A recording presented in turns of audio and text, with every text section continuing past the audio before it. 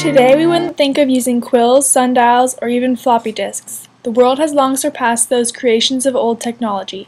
Imagine if we walked downtown with the Walkman. Not only would we get odd looks, but the Walkman wouldn't be compatible with our current advancements. Similarly, government methods that worked before may not apply to the present. The government must change with the rest of the world. While its reactive role in addressing fossil fuel issues worked in the past, the executive government needs to adapt to our nation's current needs and, because of the recent issue of increased overuse of fossil fuel energy sources, more proactively enact and enforce appropriate legislation to prevent future fossil fuel issues. Throughout history, the executive government has responded to environmental concerns by revising the Clean Air Act. Initially proposed in 1955 as the Air Pollution Act, it funded research for air pollution problems caused by urbanization, industrialization, and the higher use of automobiles. Later, in 1970, the executive government enacted the Clean Air Act, allowing it to regulate and limit emissions from industrial and mobile sources. The total cost of all these actions stated was $436 billion, and although that might seem like a lot of money, the United States actually saved $6.8 trillion in benefits to human health, since there were now less health issues due to air pollution.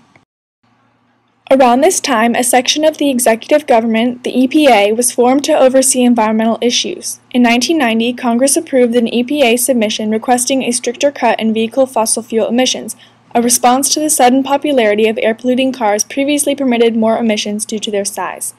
It imposed standards limiting amounts of airborne pollutants in order to improve nationwide living conditions.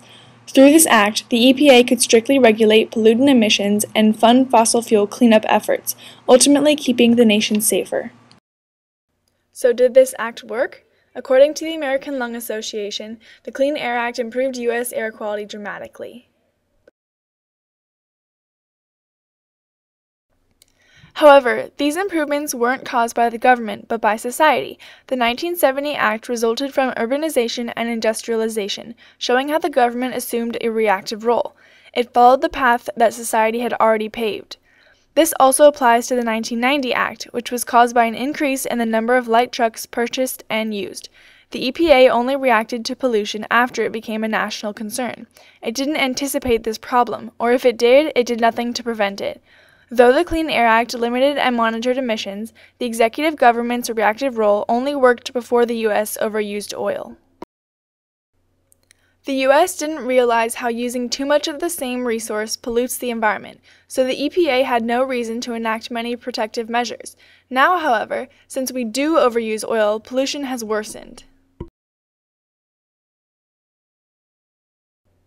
As you can see, the executive government's previous role no longer applies to the present. This role has got to change if we want to save millions of Americans' lives from pollutant-related illnesses. The world has become so polluted that even a small change worsening pollution could have a detrimental and irreversible effect. Getting rid of 1950s pollution would be much easier to do than it would be to clean the pollution that has built up since then. The executive government must now prevent any more pollution additions by anticipating future fossil fuel consequences. We can no longer depend on it to keep cleaning up after our oil trail.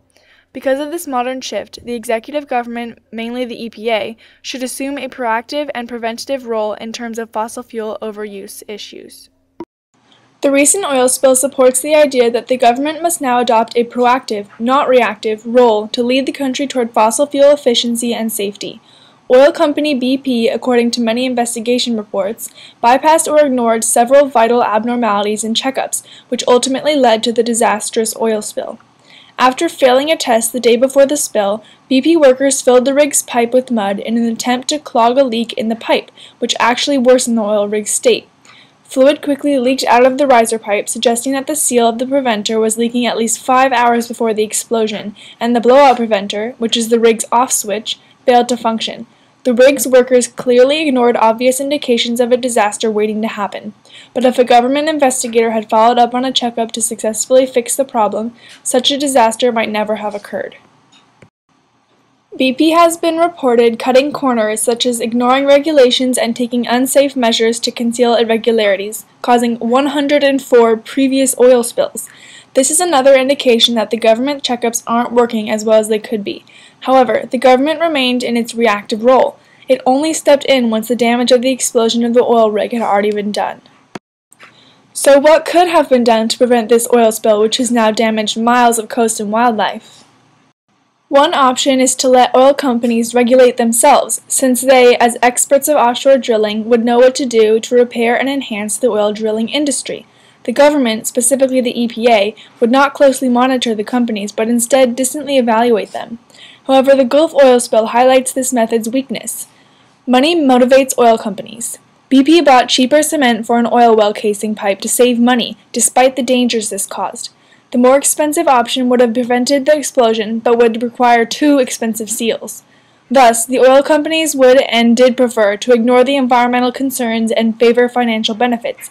Leaving oil companies to manage both environmental and financial aspects would only end in increased pollution, whereas EPA regulation and enforcement would reduce fossil fuel emissions and overuse. Another choice is to have the EPA conduct many more thorough oil rig checkups with new, stricter regulations. Investigators would carefully follow up on any abnormalities found, for anything overlooked could, and has, cost us millions in vital resources. The government would therefore anticipate potential dangers, enact legislation accordingly, and ensure that all these standards are met. Otherwise, these disobeyed and unregulated laws will not aid the country in any way. If the government adopts a proactive, preventative role, oil spills and similar environmental disasters would not occur as often. Will complete governmental control of fossil fuel usage and regulation solve all of our energy problems? Probably not. But one thing is for certain, the country will move toward environmental and financial balance when we have the government, and aware middlemen, in control of managing both areas. So where will we end up if this happens? Well, if the government continues to assume a reactive regulatory role, the nation will stagnate in its progress toward energy efficiency and cleanliness. If we truly want to make our world beautiful and safe, the government is going to have to be the innovative mind, and the rest of the country will fall into place. After all, where the head goes, the body follows.